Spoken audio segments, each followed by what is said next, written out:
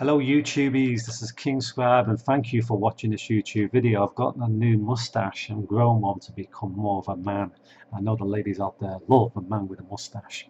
Now, I want to talk about the Manchester Canal serial killer, which is a rumour, and it really is just a rumour at the moment because there's no real evidence to really suggest that there definitely is one, but people are going off the rumours if it's true. Now, I don't want to be hypocritical in this video because I do sort of believe it might be true and part of me doesn't believe. So there's a part of me that says it might be, another part that says it might not be. Now, of course, the media has been going on about the possibility of a canal serial killer in Manchester for, I think, almost a year and a half. They first started to report it in 2014, and in 2015 a professor called Craig Jackson made a statement saying that the amount of killings on the canal was very, very odd, and people should actually investigate into it, especially the police. And the police brushed it off. Now, I actually live very close to these canals, right? And I've been running down these canals even at night at certain points of my life. So I know something about them, okay? And I can actually, make a video anytime about these canals because I can just go outside, walk like a couple hundred meters away, and then start walking down the canal. And my experience of this is that there could actually be some possibility of people falling into the canal and drowning. Now, here's my problem. Right, I'll get into that in a bit because there are places within the canal underneath. It's not actually solid ground, it's muddy, right? And mud can suck you into the canal. It can actually get you stuck because it's heavy and you're trying to get out of the canal and you start sinking like quicksand. But anyway, we'll talk about that in a minute. Somebody called Thomas Sheridan started making some videos, and admittedly they're actually good videos, and he does do some decent work on psychopathology. You should actually listen to some of the things he does. But then again, I question some of the other things he does. I mean, for instance, when he's talking about this Manchester Canal serial killer, my biggest concern is that it's driving so much attention to it that if there isn't actually a serial killer on the canal, there soon will be. That's my problem. Because what you've got now is you advertising it to the whole community of Manchester that there's a serial killer on the canal. Now, it might save lives and it might not do. Right? This is the thing. I cannot see it saving any lives.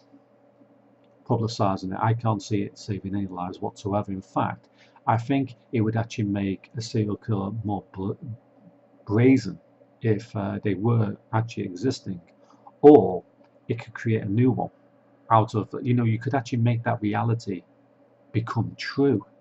So now you've got a psychopath out there who goes around knifing people, shooting people, whatnot, and believe me, there's a knifing and shooting in Manchester every single night. So it's not too difficult for these types of people to change from one scenery to the next. And all the media attention, my God, I can feed off that.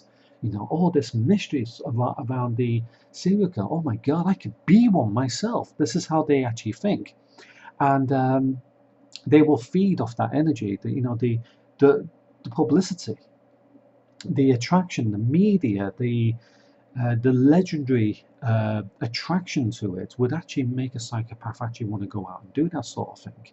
So if there wasn't a serial killer on the canal before, as I said, there soon will be. And I think a lot of the killing, I'm not saying killings, but a lot of the, 2 bodies found on Manchester Canal in 2015, that hadn't happened before, right?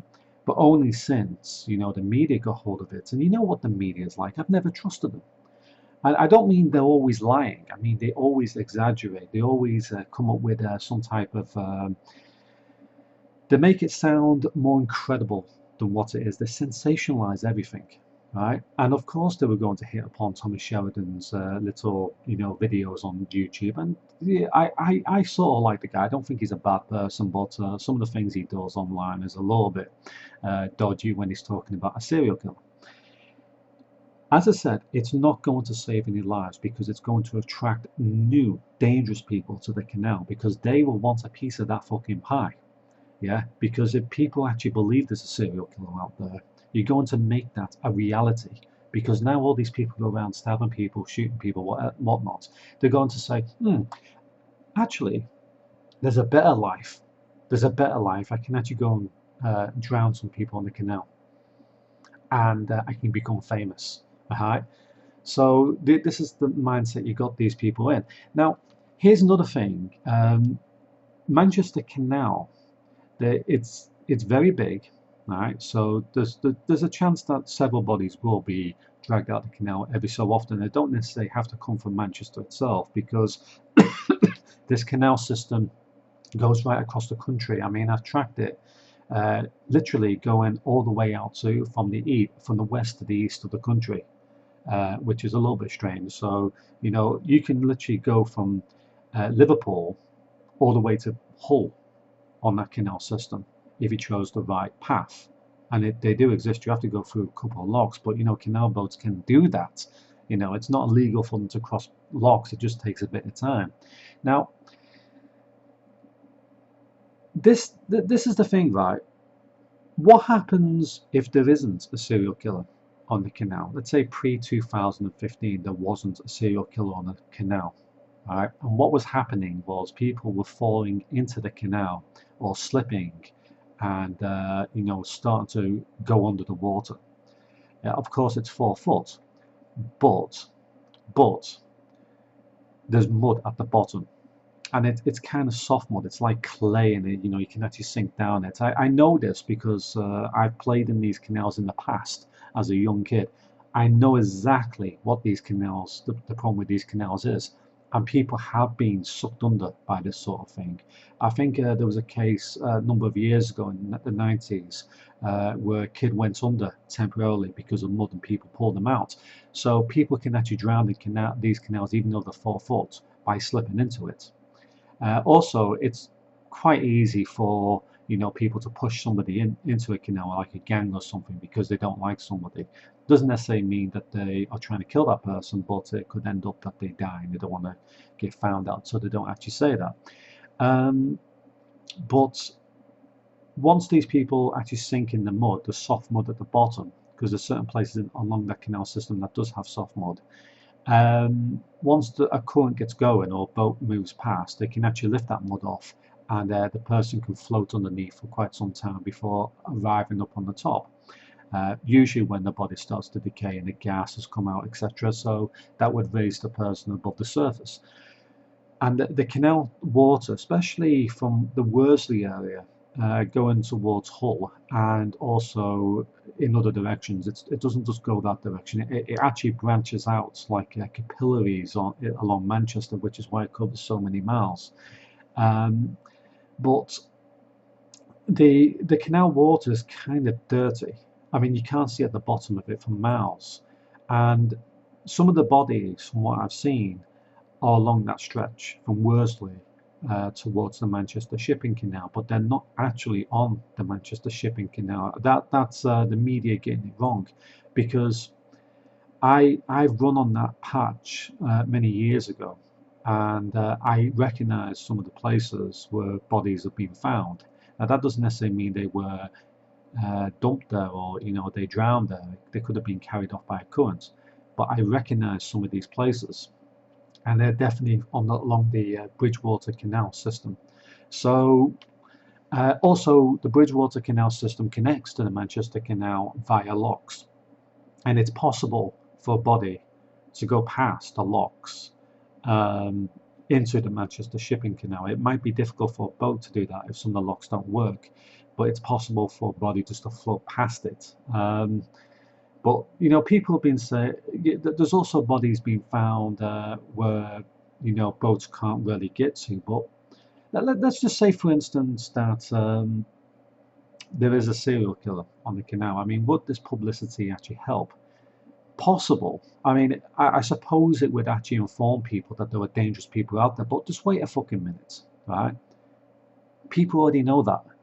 If you're living in Manchester and you walk in the dead of night in a strange area, where gangs are known to be around and dodgy people are around, people know that these areas are unsafe. You must know, right? Because you know there's been violent crimes along Manchester for fucking years. So you don't need somebody who you know deals with psychopaths to tell you that you shouldn't go walking around late at night on your own. And by the way, that doesn't necessarily mean that means anybody. By the way, anybody, man or woman. It doesn't matter what your size either. If you're built like Hulk Hogan, you still want to be a bit careful because you can get some really dodgy people that might be carrying weapons. You don't know what's going to happen. So nobody should walk alone on those canal systems at night, and definitely in certain areas you shouldn't walk alone either.